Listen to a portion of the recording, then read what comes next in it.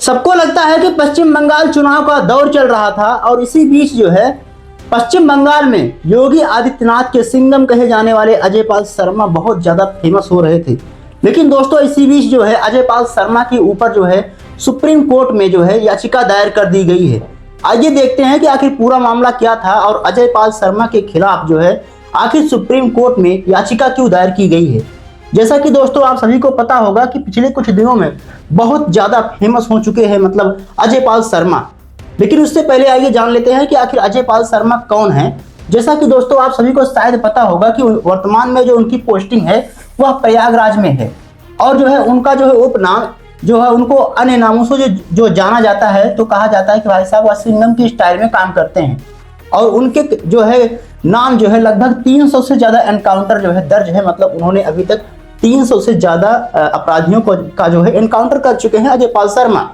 और इसी बीच जो है जब जो है पश्चिम बंगाल में चुनाव का दौर चल रहा था तो जो है चुनाव आयुक्त ने इन्हें जो है ऑब्जर्वर के तौर पर जो है पश्चिम बंगाल में नियुक्त किया था। लेकिन इसी बीच जो है खबरें निकल कर आ रही है कि जो है अब अजय पाल शर्मा के ऊपर जो है वहां पर सुप्रीम कोर्ट में जो है याचिका दायर कर दी गई है। तो आखिर सवाल उठता है कि भाई साहब आखिर क्यों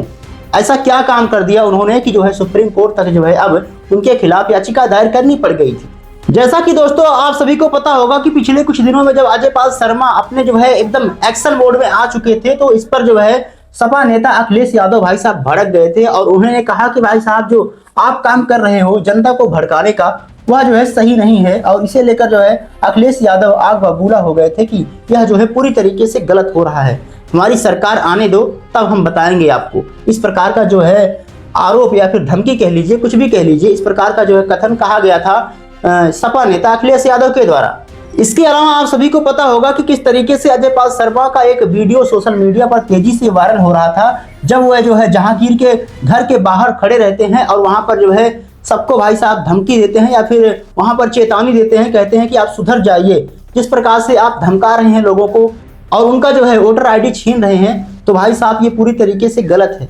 सुधर जाइए, नहीं तो आप अगर जो है फिर से अगर हम कोई एक्शन लेंगे तो फिर मत कहिएगा, चीखिए चिल्लाइएगा, नहीं तो भाई साहब फिर बाद में मत कहना कि मुझे पता नहीं था। इस प्रकार का जो है चेतावनी वहां पर देकर आते हैं और इसी बात को लेकर जो है कई सारे विपक्षी नेता भाई साहब भड़क जाते हैं और कहते हैं कि यह जो है अजय पाल शर्मा जी हैं जो IPS हैं वह जो है बीजेपी के समर्थन में कार्य कर रहे हैं। लेकिन दोस्तों सच है यह है कि इन्होंने अपनी ड्यूटी बखूबी निभाया था वहां पर, जिस प्रकार से वोटरों को जो है धमकाने का कार्य जो है जिस प्रकार का आरोप जहांगीर के ऊपर लगाया जा रहा था कि उनको धमकाया जा रहा था TMC के उम्मीदवारों के द्वारा ताकि जो है बीजेपी को यह लोग वोट ना दे। इस प्रकार का जो है आरोप या फिर खबर निकल कर आ रही थी सामने। इस बात में कितनी सच्चाई है आप कमेंट बॉक्स में जरूर बताइएगा कि क्या सच में धमकाया जा रहा था TMC के द्वारा।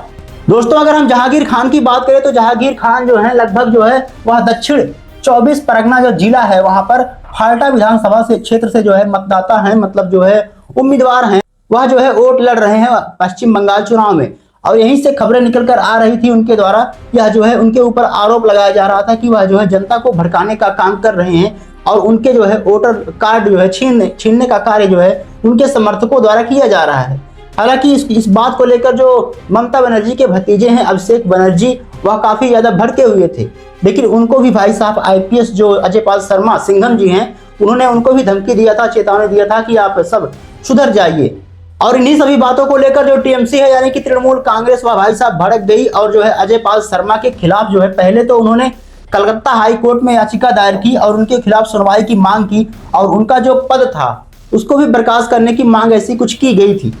और इसके बाद जो है लेकिन वहां जो हाई कोर्ट है कलकत्ता हाई कोर्ट ने भाई साहब साफ मना कर दिया और कहा कि भाई साहब अभी हम कुछ नहीं कर सकते 29 अप्रैल तक। जैसा कि दोस्तों आप सभी को पता होगा कि किस तरीके से 29 अप्रैल तक पश्चिम बंगाल का जो चुनाव हो रहा था दूसरे चरण का मतदान वह पूरी तरीके से संपन्न हो गया है। और इसी बीच जो है यह कहा गया था वहां के हाई कोर्ट द्वारा, कलकत्ता हाई कोर्ट द्वारा यह कहा गया था कि अभी हम इस मामले में कुछ भी सुनवाई नहीं करेंगे, अगर हम ऐसा करते हैं तो जो चुनावी आचार संहिता है उसका जो है उल्लंघन माना जाएगा। क्योंकि आप सभी को पता होगा कि जब कहीं भी चुनाव होता है तो लगभग सारा पावर जो है इस पर सुप्रीम कोर्ट हो या फिर हाई कोर्ट जो है कुछ भी सुनवाई नहीं करती है, सभी डिसीजन जो है मुख्य चुनाव आयुक्त या फिर राज्य निर्वाचन आयोग जो है लेता है। जैसा कि संविधान हमारा कहता भी है, उसको जो है पावर देता है निर्वाचन आयुक्त को।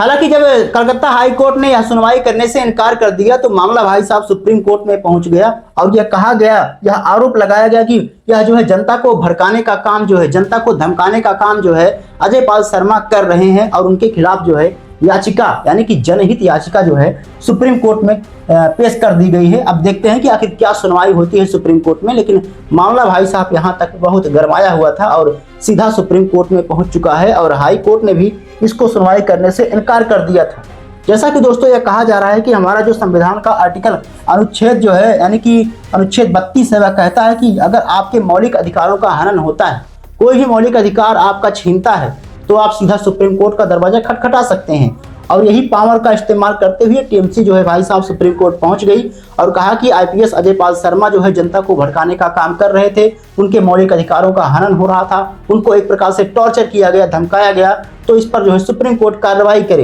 बाकी दोस्तों आपको क्या लगता है कि जिस तरीके से जो है अजय पाल शर्मा वहां पर अगर वे अपराधी थे या फिर कुछ और कह लीजिए, अगर जो है जनता को धमकाने का काम किया जा रहा था जहांगीर के द्वारा, तो क्या अजय पाल शर्मा ने यह काम करके गलत किया था? मुझे तो नहीं लगता। कमेंट बॉक्स में जरूर बताइएगा। मिलते हैं अगली वीडियो में, तब तक के लिए जय हिंद, जय भारत।